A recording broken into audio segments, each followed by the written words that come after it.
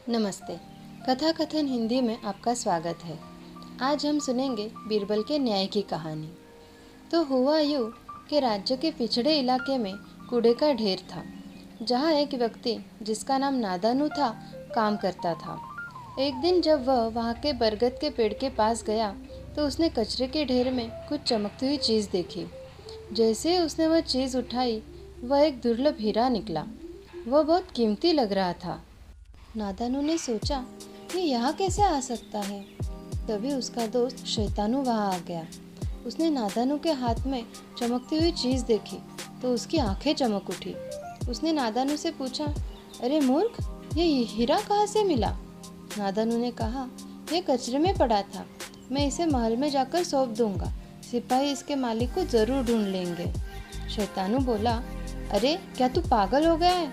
सिपाही इसे बेचकर खा जाएंगे और डकार भी नहीं लेंगे। अगर मेरी बात माने तो तू इससे अपनी जिंदगी संवार ले। नादानू ने बहुत सोच विचार किया और कहा, लेकिन मुझे तो ये भी नहीं पता कि यह असली है या नहीं। ये सुनकर शैतानू के दिमाग में एक चालाक योजना आई। उसने कहा, इसकी चिंता मत कर, मुझे एक जोहरी का पता है, पर वह पड़ोसी राज्य में रहता है। मैं वहाँ कुछ काम के लिए जा रहा हूँ। तुम मुझे ये हीरा दे दो, मैं उसे दिखा दूंगा। नादानू को यह थोड़ा अजीब लगा और उसने कहा, क्यों? पड़ोसी राज्य में क्यों? हम इसे किसी जोहरी को यहाँ क्यों नहीं दिखा सकते? तब शैतानू ने उसे बताया कि अरे मूर्ख, हमारे राज्य के जोहरी सिपाहियों के जासूस है। ये खबर तुरंत उन तक पहुँच जाएगी। खैर, मुझसे क्या मतलब, दोस्ती के नाते मदद करना मेरा फर्ज था। अब अगर तू मुझ पर विश्वास नहीं करता तो अपनी मर्जी कर, मुझे क्या। यह कहकर शैतानू जाने लगा। नादानू ने उसे रोकते हुए कहा, शैतानू रुको रुको, मुझे तुम पर पूरा भरोसा है, ये हीरा ले लो। नादानू ने हीरा अपने दोस्त को सौंप दिया। शैतानू ने सोचा, इस दुनिया में इस नादानू से बड़ा मूर्ख कोई नहीं होगा। कुछ दिन बीत गए। शैतानू का कोई आता पता नहीं था। नादानू हीरे से ज़्यादा अपने दोस्त की चिंता कर रहा था। तभी उसने देखा कि सामने से एक शानदार रथ आ रहा था, जिसमें शैतानू शान से बैठा हुआ था। वह अब पूरी तरह से बदल गया था। सोने चांदी के गहने, रेशमी कपड़े और सेवक उसकी सेवा कर रहे थे। नादानू दौड़कर उसके पास गया और पूछा, इतना पैसा कहाँ से आया? क्या तुमने मेरा हीरा बेचकर अपनी जिंदगी तो नहीं संवार ली? शैतानू चिल्लाकर बोला, क्या बकवास कर रहे हो? मेरी माँ की मौसी की भतीजी जो पड़ोसी राज्य में रहती है, उसने अपनी पूरी संपत्ति मेरे नाम कर दी है। अब मैं अमीर आदमी हूँ। नादानू दुखी होकर वहाँ से चला गया। तभी उसे बीरबल सामने दिखाई दिए। वह सब्जी खरीदने में व्यस्त थे। नादानू ने उनसे कहा, बीरबल जी, क्या मैं आपसे कुछ समय के लिए बात कर सकता हूँ? बीरबल बोले, हाँ बोलो। नादानू बताने लगा, मेरा नाम नादानू है। मेरे एक दोस्त ने मुझे धोखा दिया है। बीरबल कुछ सोचकर नादानू से बोले, मामला गंभीर लगता है। तुम अपने दोस्त को लेकर दरबार में आओ, मैं दोनों की बात सुनूंगा। दरबार में नादानू ने पूरी घटना सुनाई।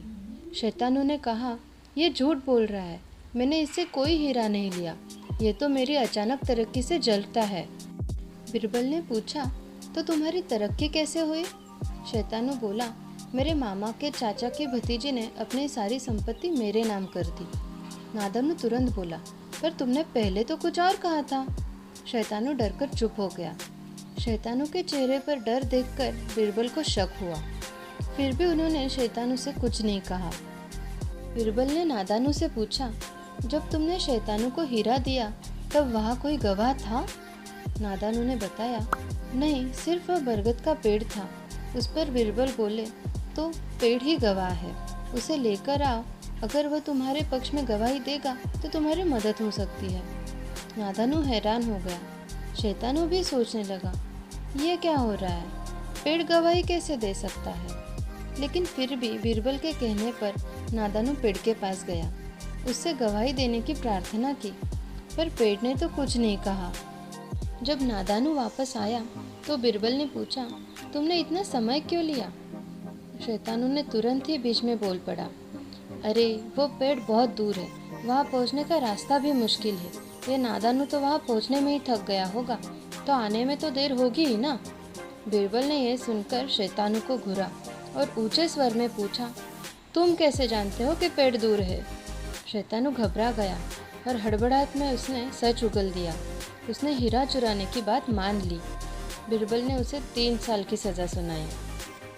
इस कहानी से हमें यह सीखने को मिला कि धोखाधड़ी करने की भारी कीमत चुकानी पड़ती है। इसलिए हमेशा अपनी मेहनत पर विश्वास करें और मेहनत की कमाई ही खाएं। किसी के साथ गलत करके हम अपनी तरक्की कभी नहीं कर सकते। किसी के भोलेपन को उसकी बेवकूफ़ी समझने की गलती कभी ना करें। ऐसी ही बोधकर कहानियाँ सुनने के लिए कथा कथन हिंदी को ज़रूर सब्सक्राइब करें। धन्यवाद।